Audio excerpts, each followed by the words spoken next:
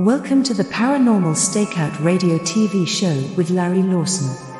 As a former career law enforcement officer and law enforcement educator, Larry focuses on the use of tried and true law enforcement investigative techniques in conducting paranormal investigations.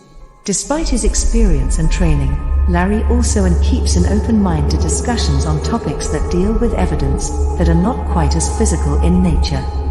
Paranormal Stakeout guests are professionals in the field of the paranormal and parapsychology, conducting the investigations and research needed to further the cause of paranormal study. Larry advocates an agenda of standardization of structure and training in the field of paranormal investigation and research for the purpose of one day being able to produce the evidence needed to convince a jury of the existence of the paranormal. Whether it is ghosts, UFOs, unsolved mysteries, hauntings or cryptids, no topic is beyond the investigative reach of Larry Lawson and the Paranormal Stakeout radio TV show team. Now, here is the host of the Paranormal Stakeout radio TV show, Larry Lawson.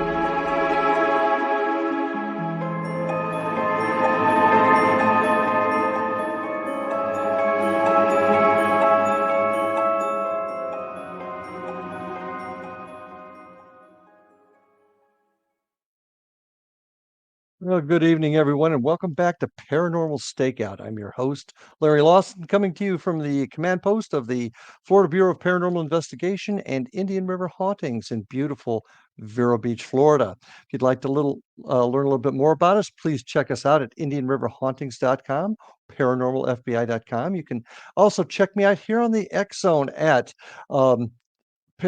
go sky at paranormalstakeout.org. You can get a hold of me there, send me some notes if you'd like me to answer some questions or you've got some comments about the show. Also, paranormalstakeout.org will take you directly to my website on the channel. So it's great to be back here. The summer's starting to break down here in Florida. The heat's been a little bit better over the last few weeks, but like the rest of the country, we've all been scorched. Want to send my best to everybody up in Canada with the fires they've had. They just got hit by that hurricane.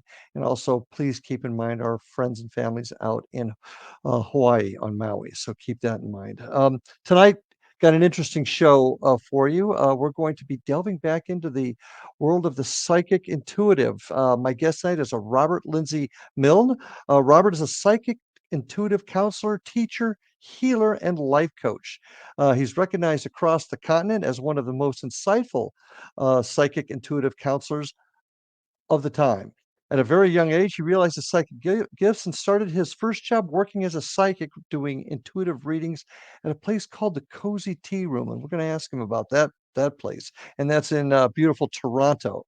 He's traveled all over the world, giving insight with his psychic intuitive sessions to tens of thousands of people, and has become recognized across the continent as one of the most insightful counselors of his time.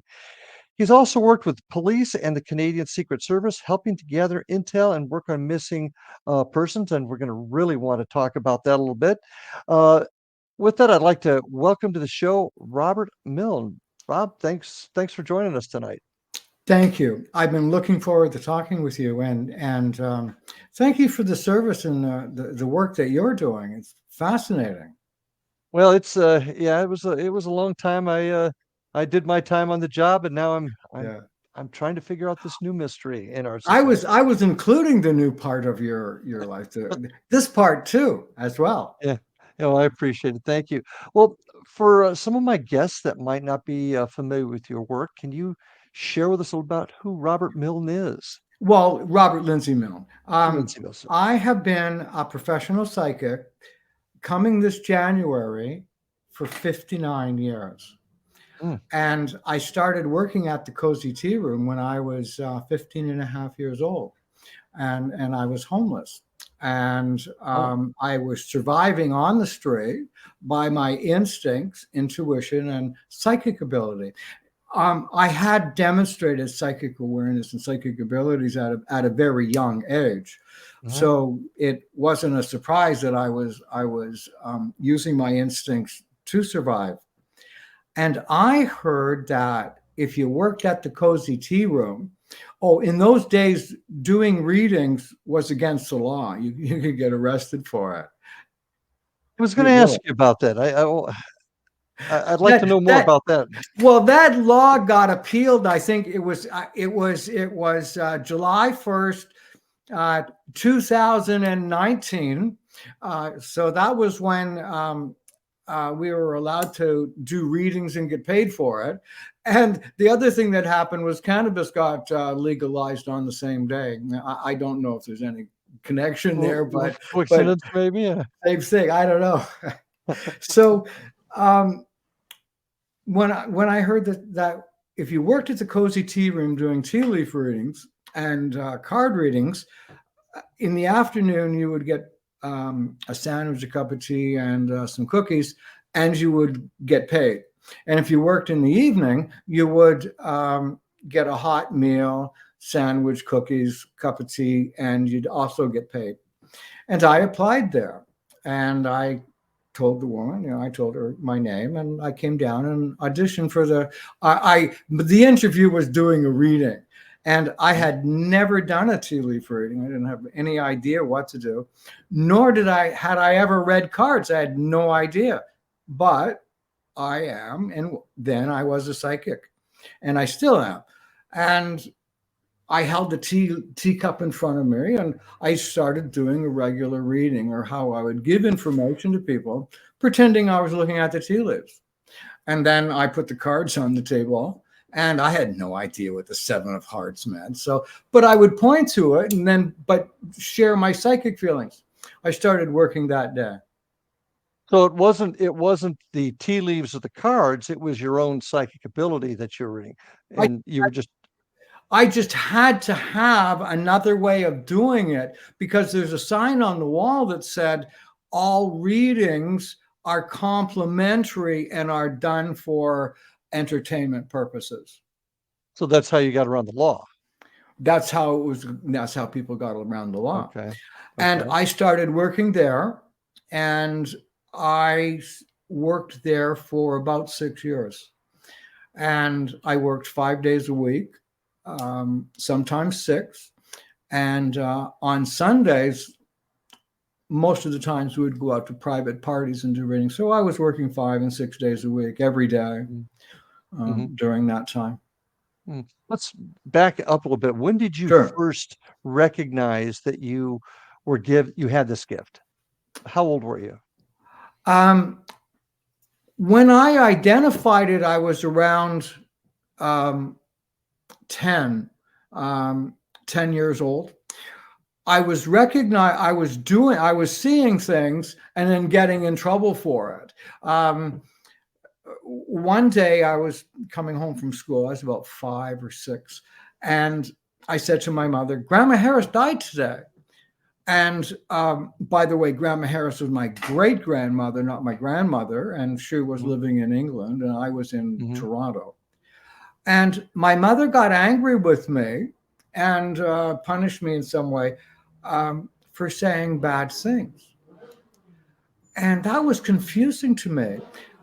That evening, or the next evening at dinner, my mother said to my father, "Grandma Harris died yesterday."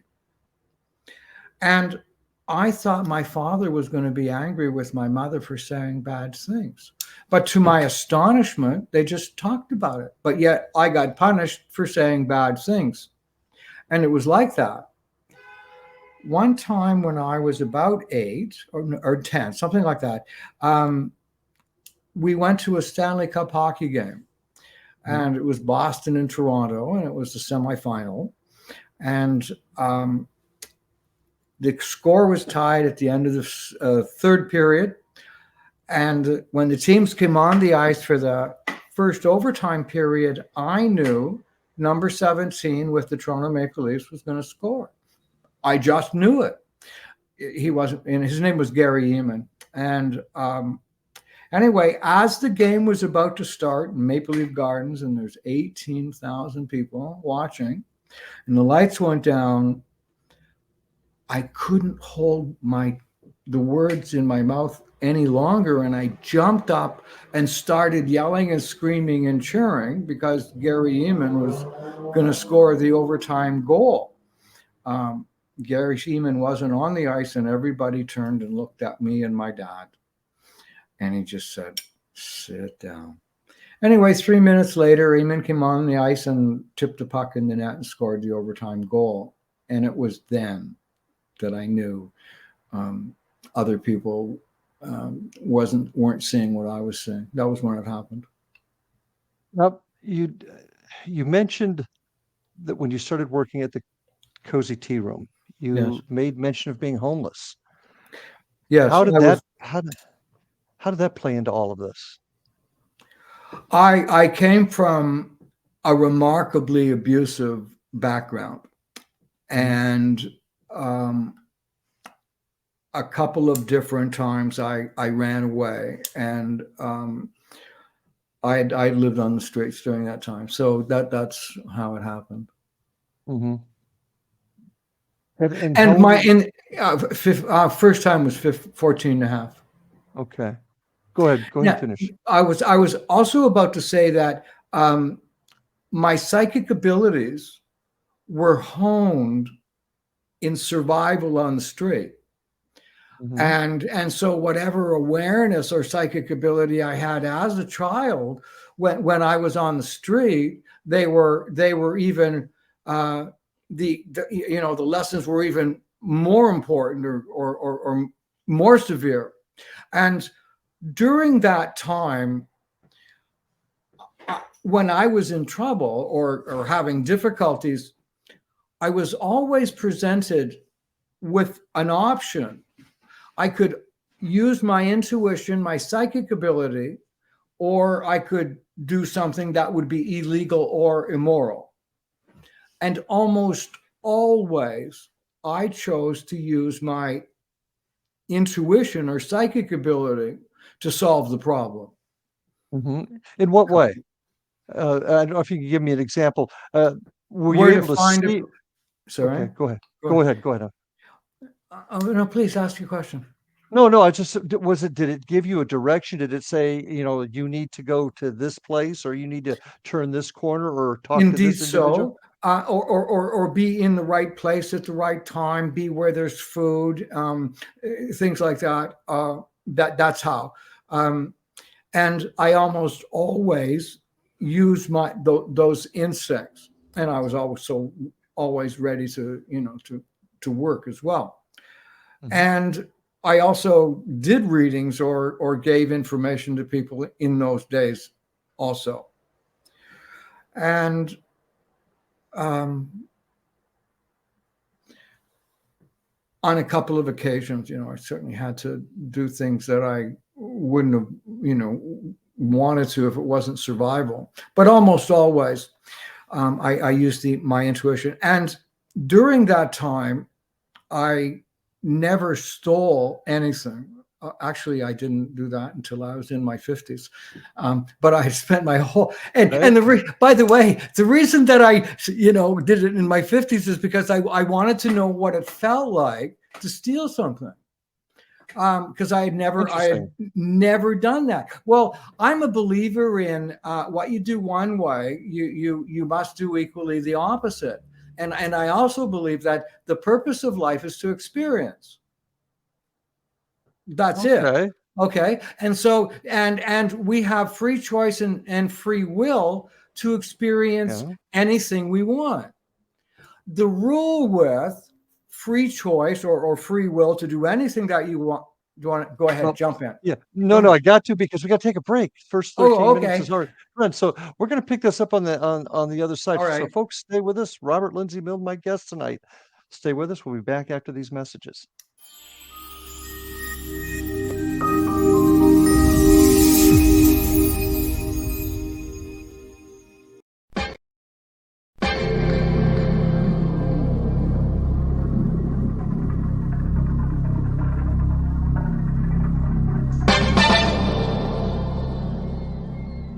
Are you ready to dive into the mysteries of the unknown?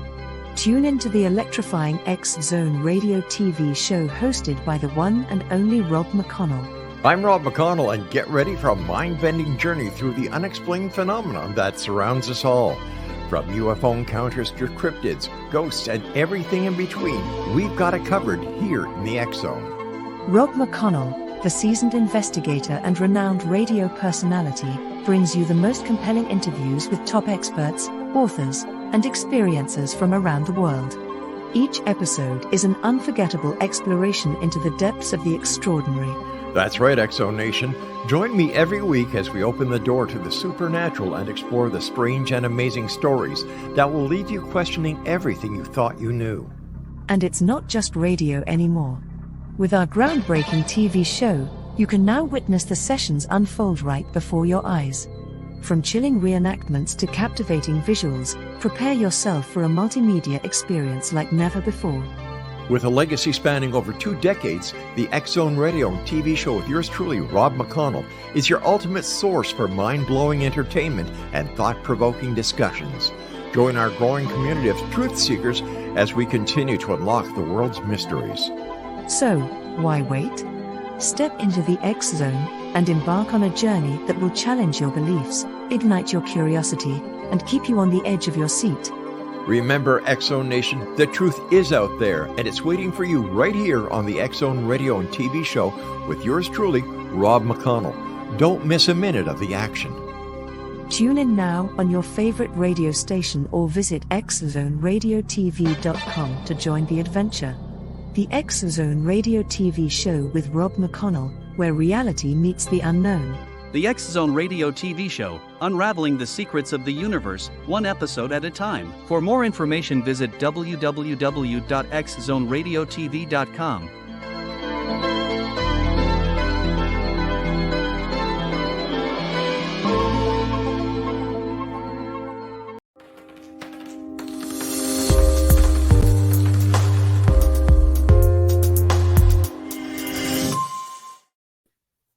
And we are back on Paranormal Stakeout. My guest tonight, Robert Lindsy Milne, a psychic-intuitive counselor.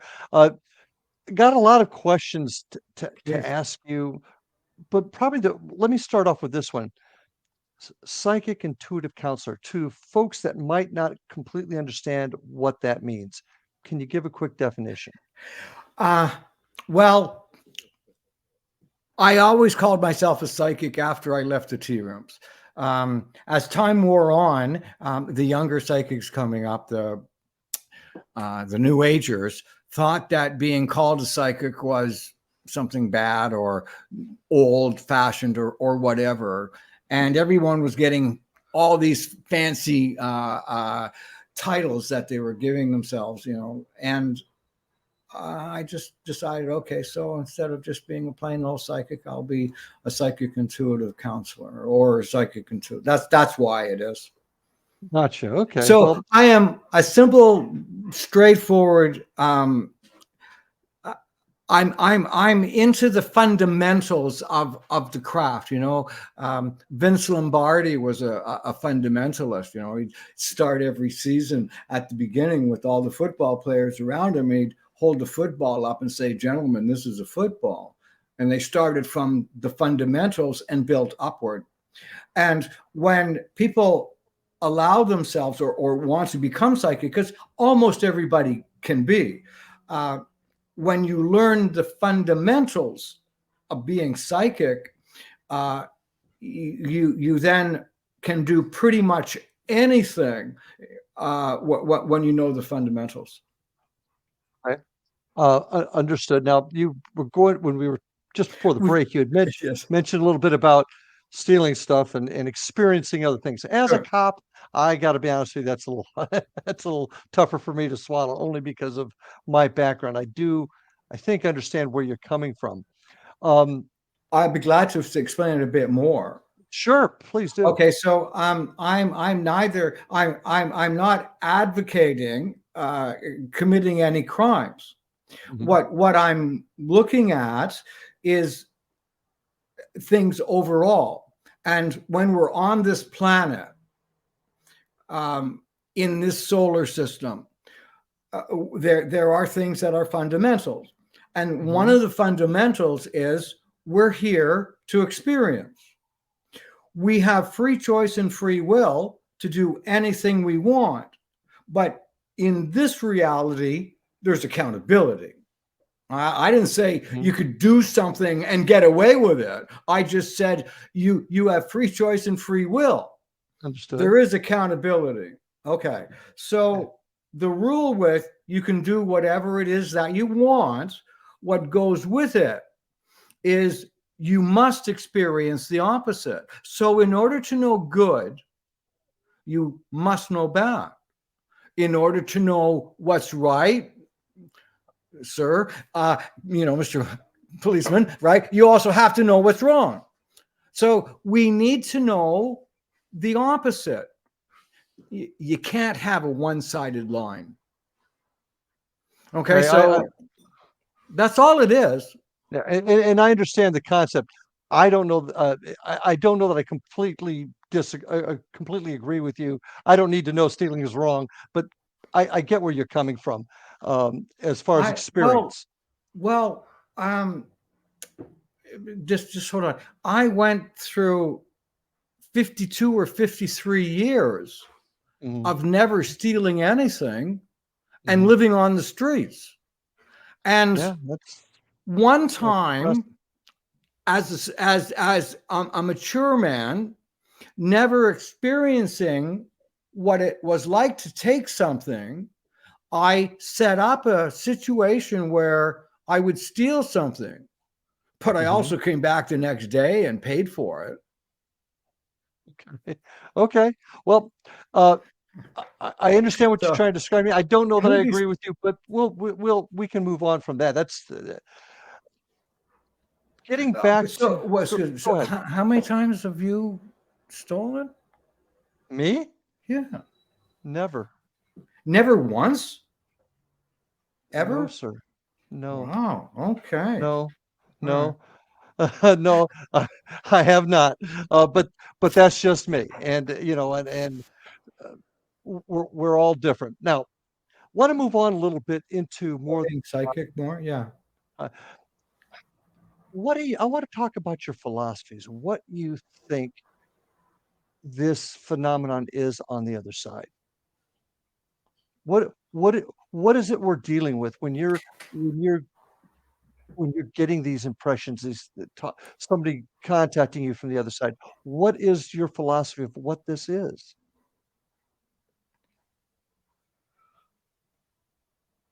I don't have a philosophy about that. Uh, I'm, as I said, I'm very simplistic and mhm, I'm focused on the fundamentals. I'm interested in the answer. I don't care how I get to the answer. I look for the answer and mhm, I don't put a label on it.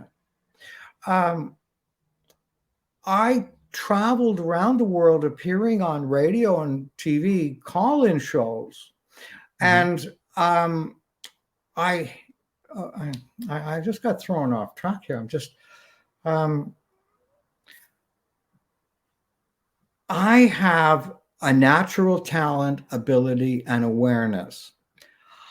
What I'm focused on is solving the problem. Mhm, Um, I have the awareness that I can sense and feel things that are going to happen. I've done it more than 100,000 times in my professional career and over 59 years. mhm. And I'm just got stopped here for a second. It's really crazy. Um, I guess what so I get. Go ahead. Well, I don't put a label on what I do, except I do psychic readings. And when I was looking for a lost person, I didn't care whether I was using the ability to project my mind. I'm sorry, to remote view, or was I just being psychic? It didn't matter because I looked for the solution, and as I was growing up, I never learned any words about what they were called. Mhm. I just simply did it. I guess That's what I'm getting at, and maybe yeah. this is the detective in me here, trying to figure out this puzzle. what is it on the other side that's providing you with information, i.e., and I'd love to talk a little bit more about your work with the Canadian Secret Service as well as law enforcement, finding folks. So my interpretation is somehow you're getting that information from the other side. So I was just wondering where you thought that information may be coming from. For example, I've spoken to psychics before that believe that it is all the result of a collective mind. For example, when we leave, our spirits go to a collective type of giant ball in the sky, and our souls come in and out of there. I've heard several different philosophies. So that's why I was kind of wondering if you had given any thought, or if you knew where you were getting this information. I don't know what's on the other side. And I don't know what will happen there. What I know is I can take care of the problem or difficulty in front of me and help the person in front of me. So I'm that focused on and giving information to them and how they can get over whatever it is that they go through. When I do a reading for someone at this time, I see their life from conception to completion. Now, I don't see either like the pictures, but I see the timeline. And when I do a reading for someone, I move forward and backward in time in their life. And I talk about the different times and phases. The readings I do are more of a monologue rather than a dialogue. So, and I ask people not to interrupt me until the reading's completed. So it's a monologue mostly. And I don't ask questions. I just give the information. And I was the first Canadian psychic to do an open line phone call show. And I was able to, with the person telling me their first name, where they were calling from, and I would say, have a question prepared, but please don't ask it. Have it written down. And when they come on, my name is Mary from such and such a place, I would say, thank you, and then just start talking. And I would talk for about a minute or a minute and a half. And then I'd say, Mary, or whatever the person's name was, what would you like to ask? And about 8 or 9 calls out of 10, that was what they were looking to hear. And then they would ask another question or a different one. They had the opportunity to ask another question after that. I would do things like, and incidentally, I have recordings of that type of performance in shows that I've been on in the last couple of years. I would say, okay, so, and in my early days, telephones were attached to the wall. Someone would call in, my name is George, and I'm calling from, this is an actual call, I'm calling from such and such a place. And I said, George, you're in your living room now. Is that correct? Yes or no? Yes. You're holding the phone with your left hand. Yes or no? Yes. Turn your head to the right a little more. Look straight ahead from there. Is that where the window, the main living room window is? Yes. Look above the window. Is that where it's cracked? Yes. So I do things in those shows that way. Where does it come from? I don't care. I'm getting the information and giving the answer. Now that's a psychic performance. I do the same type of thing when I tune in to connect and sense energy for that person. Question for you, Got an if I may answer, ask. Do you bring people that you're doing a reading for? Do you bring back somebody from their past, a past relative, to give them information? I'm not a medium. I don't deal with spirits specifically. Again, what I do, I'm a psychic intuitive. I sense, I feel, I see, I'm aware. I do gentle, loving, kind things. And I give really beautiful psychic readings. Okay. And once again, from somebody that's not with the gift, my belief. See that it's not a gift. It's a talent that almost everybody has. Almost everybody has. And what I teach my students is the first thing about being psychic is become aware of what's obvious. Look at the person. When you become aware of what's obvious, then more becomes obvious again. And as you become more aware of what's obvious, you get to a point where I gotta put you on hold. We're at our 13 minutes. In fact, I'm over. So folks, a little over, stay with us. Robert Lindsy Milne. We'll be back right after these messages.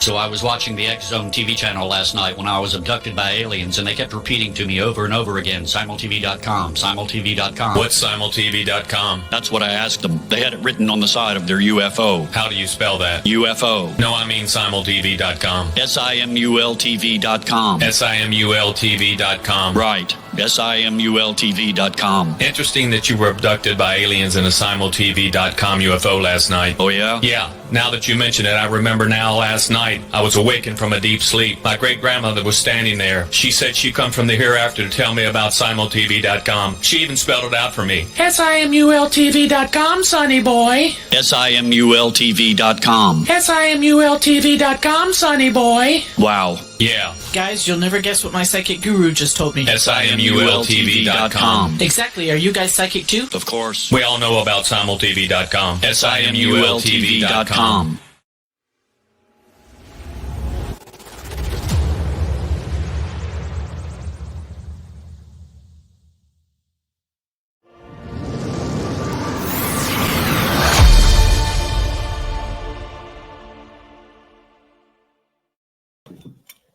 And we are back with my guest, Robert Lindsy Milne, Psychic-Intuitive Counselor.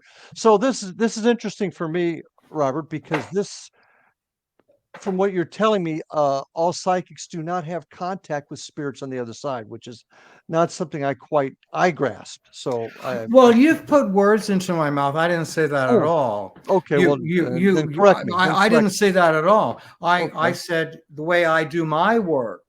I'm a fundamentalist. It doesn't matter how I get to the answer. I look for the answer, and I get a lot of them. So it's not important to me to have a title, a name, or a way of doing it. I'm focused on the answer. Early in my career, I was in my 20s when I was touring. I bumped into a man in London, Ontario, and he was about as old as I am now. I'm 74, and he had been a court stenographer. And I said to the guy, "Wow, that's fascinating. How many words a minute can you write?" And he said, "I don't know." I said, "Well, what do you mean you don't know?" He said, "I write what they say." So I thought about that, and yes, focus on the answer. It doesn't matter how fast. Get the answer. So in that moment, this isn't a math test. In a math test, you have to show the teacher how you got the answer. But if you just write the answer down, you get no points. Once again, my job is finding the answer. And that's what I focus on. And that's a great point. But and this goes into something I want to talk. I like to talk to everybody about how we can protect folks that we're helping from charlatans, because there's a ton of them out there. But this kind of goes into that. You've got to be right, because if you're helping somebody, and correct me if I'm wrong, but I assume people will come to you for advice on what they should do or what the direction they should take. Would that be correct? I give them information on how they can make their own decision. Okay. I very, very seldom ever say you should do this. Okay, fair enough. Once again, I believe in free choice and free will, and Mhm. I'm very focused on being positive. The motto in my podcast is, do good, stay safe, and above all, just be kind. And I spend a lot of my life just being kind. So I would choose the positive information. Mhm. But it's not for me to make a judgment on what they do. And that's fair, but the folks do. I mean, with my team, since we look at the buildings that may have activity in them, and folks come to us for help. Can you find out what's going on here? Of course, we're not psychic intuitives. We can't we can't change things. We can just Sure. find information. But people by still the come. way, Larry, I'd also just like to point something out, that I do things that no other psychic alive does.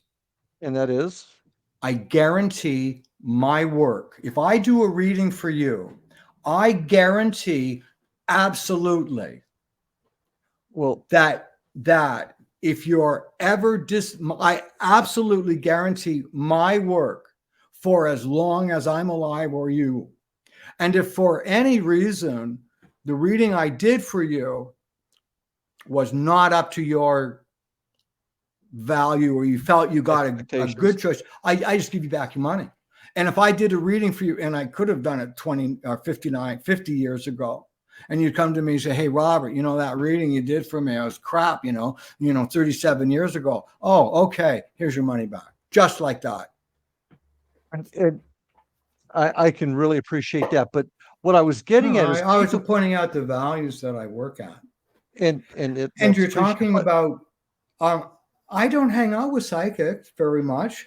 And I think that yes, indeed, there are thieves in every business or everywhere you go. Okay. Including mine.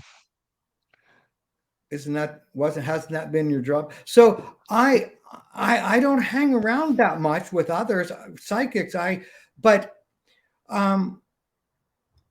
when in this field doing readings, if you do a bad reading or you have a clash with somebody, you're not having a bad day, or you're not you can't connect with everybody. Usually what happens is the this disgruntled client says, oh, that person's a fraud. And that happens so much. So we don't very often get the opportunity to make it right. It's easy to say that's that fraud. That goes back to the original question I was going to ask you a few minutes ago. Don't we have a responsibility to get it right? And here's where I'm going with this. I'm sorry. Get what right? Get right. Whatever we're telling the folks that we're trying to help, because they're coming to us. They're in a state of wonderment. They don't know what to do. They don't know where to turn. Maybe they're upset. And I've seen it, at least on my side of the house. Folks will go in and they will tell somebody A, B, and C is happening in your house. Okay. And they're wrong. And because they're wrong, they cause more harm to a person that maybe they had some other mental health issues. And that answer that was given to them caused them more harm. So don't we have an obligation to get it right? And I appreciate where you're coming from. You guarantee your work. But if you I can't speak for what other people do. No, but I can only speak for me.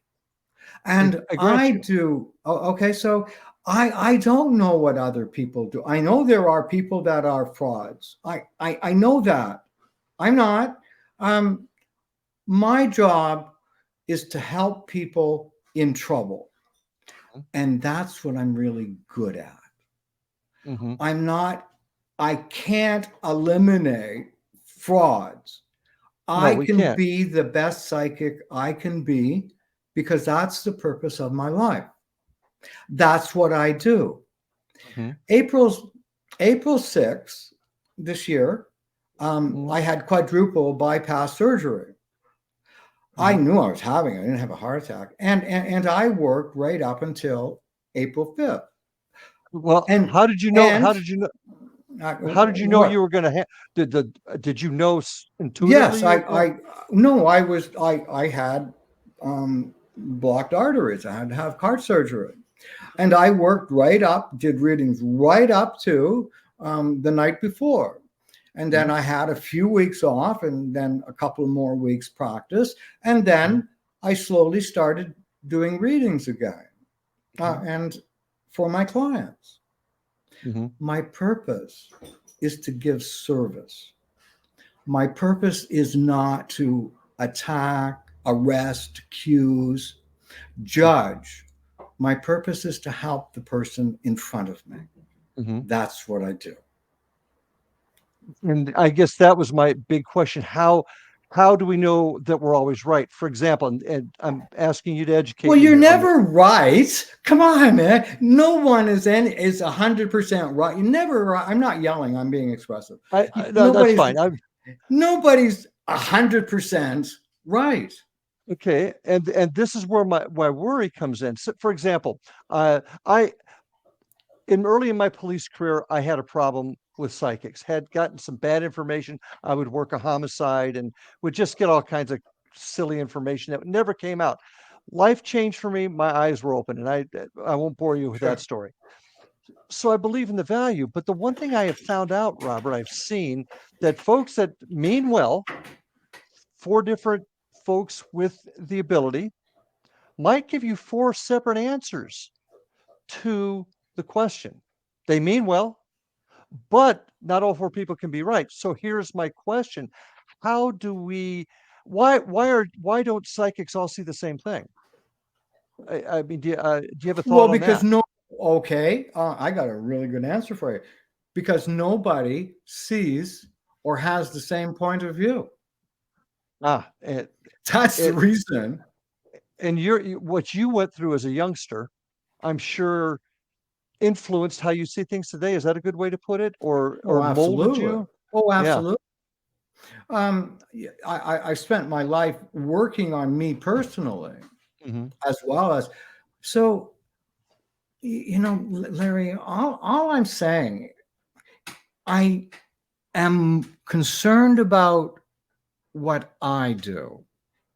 Understood. I can be as honest as I can possibly be. I can't control whether you are or are not. What I can do is be the best I can be. I take care of the person that needs my help in front of me. That's what I focus on. It's gone from that, doing readings, to finding people, working with the RCMP security service, and specifically having direct contact with the KGB agent. Yes, sir. And I got to hear this story. Okay. As well as a few years ago, I was involved in a project of a man that was dying of the most potent superbug on the planet, and he was in a coma, and I had a psychic link with him for over 8 months, and I helped find the cure to that disease. By the way, as I said, it was 100% antibiotic resistant. The book I didn't write. It was written by the epidemiologist who led the research. I mentioned in that book the perfect predator, I think it's 27 different times. And the book has won scientific awards and things like that. And so I focus on what I need to do. And there has never been a time that I went to a police agency or law enforcement agency and offered to give my work. The only time I've ever done it is when I've been strongly encouraged to do what they wanted me to do, or asked. I never volunteered. And but I did have conditions, and the condition was nobody would know that a psychic was involved, and nobody would know specifically that I was involved. Well, we're getting ready. This hour's moving fast. We're coming up on our 13 minutes, so we're gonna get back to this. I want to delve more into your work with law enforcement. I guess as you're saying here, the Canadian Secret Service on you. So when we'll talk more about that. So folks, stay tuned for this last section. You're going to enjoy it. Robert Lindsy Milne is my guest. See you after these messages.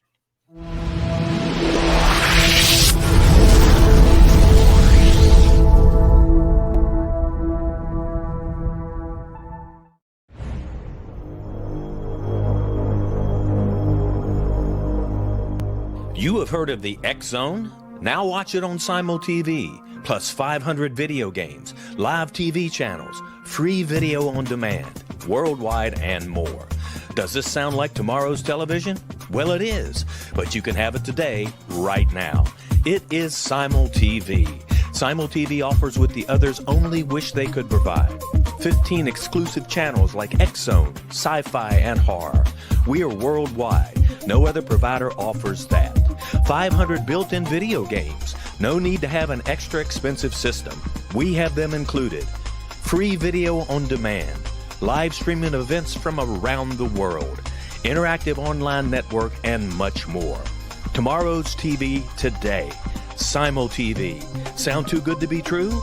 Well, it's not. You can have Simul TV today. Sign up at simultv.com. Do it today.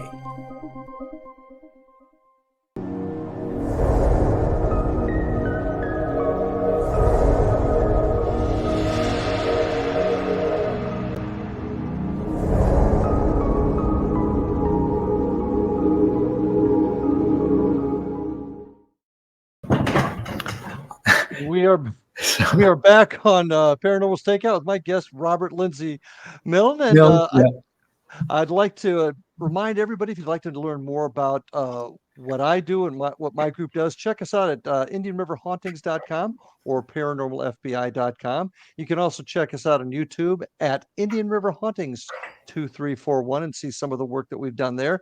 You can email me at ghostguy@paranormalstakeout.org or check out the website at paranormalstakeout.org. Most importantly, check out all the other great programming you'll see here on the X Zone Network, xzbn.net. Check out all the other great shows on here. And Robert, where can people find you? You can find me on my website, www.robertlindsymilne.com. You can find me, my podcast on, YouTube, Spotify, Apple, and any other place. And I guess that's pretty much it. You've got a podcast also, right? It's called My Side of the Crystal Ball. And it's doing quite well. And I talk about psychic things, as well as I have been, several guests on that are psychics and things like that. Excellent. Okay. Well, getting back to the our last conversation with law enforcement. Now, one of the first things that which I would see is if somebody was to come to me with information, I'd need to know how you got it, how you came up with this information. But you say law enforcement agencies came to you. Now, you mentioned you worked with the Canadian government quite a bit. I worked for the RCMP Security Service. And is that like the Canadian government? Okay. So, So, mid-70s.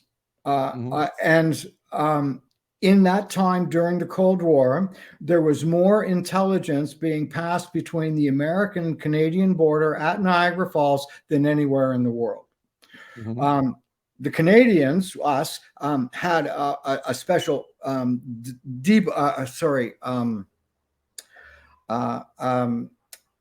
dispatch center in Niagara Falls, as well as the FBI did too. Anyway, on the other side, I was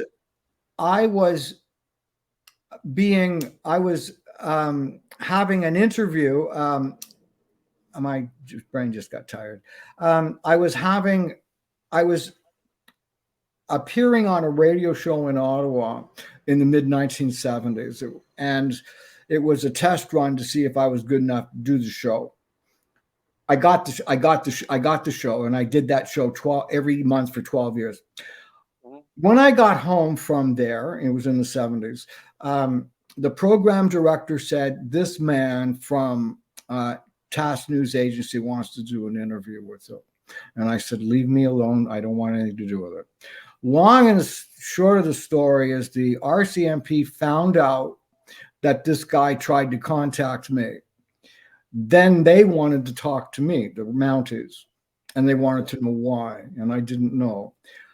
They then asked me to get involved and speak to the guy, because not only was he a journalist, he also happened to have diplomatic passport. He also had spent all of his career working in Washington, D.C., and then all of a sudden, he ended up getting transferred to Ottawa. Not a promotion. Not a promotion at all.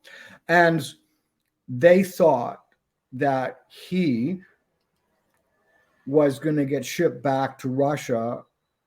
They thought that he was going to get transferred back to Russia and end up going into Siberia. Brezhnev was losing power, and he was the Brezhnev guy.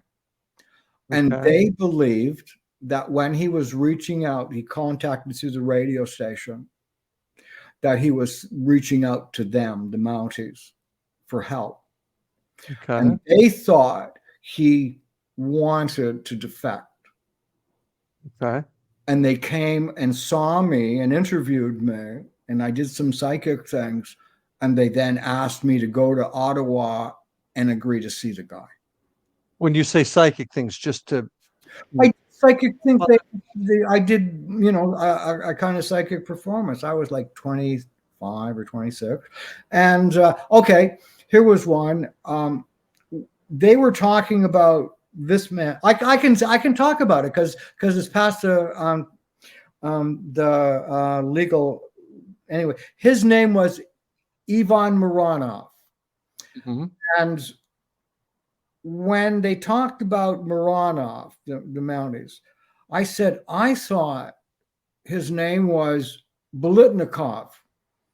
And their face turned white. And they looked at each other and then back at me, and they said, "You either know something about this or you really are psychic." So that's the type of stuff that I did. They wanted me to meet him. I agreed. And the next time I went to Ottawa, I met with him, and they prepared me. And the only time ever in my career I allowed myself to be interfered with outside information. So they gave me a dossier and gave me information about the guy. And when I was alone with him doing the reading, I found out that information was incorrect. So I just simply ad-libbed from there. And they wanted me to say something like, because the guy was in trouble, something like, sometimes we get into trouble, or sometimes we get, we get stuck, and we don't think we have any friends, but we do, and you have friends, something quite like that. And I was, I'd been with the guy for about an hour, and I had to say something like whatever those words were.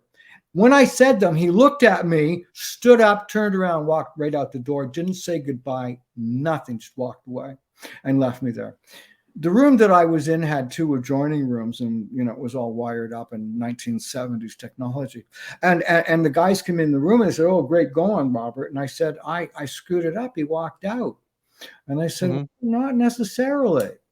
Anytime they get confronted or a suggestion of defection, that's how they handle it. They just get up and walk away." And he said, "You might never know what happened. And we might not ever know." I then got a call from the guy from the RCMP, and he said, "Are there any other skills that you have?" He said, "We have this thing called dead letter boxes. And that's where a dead letter box is where you look where they pass information." And they said, "Do you think you could find them?" And I said, "Maybe." And I went down to Niagara Falls, looked at some maps of the area and pointed to some areas. Then we went out in the park, and I found one that day.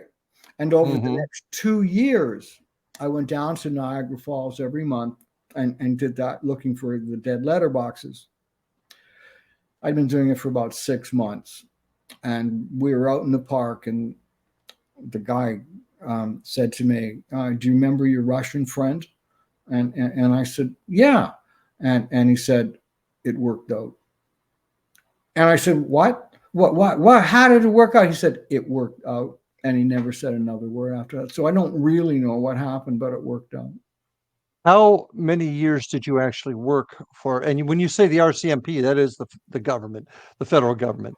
It's federal. It's the FBI version. It's the Canadian version of the FBI. Oh, I'm very, very familiar with them. Okay. So I worked undercover. I wasn't employed by the government. Right. Okay. How long did you do that? 2 years. 2 years. Now, you also helped on some missing persons cases? Oh, several.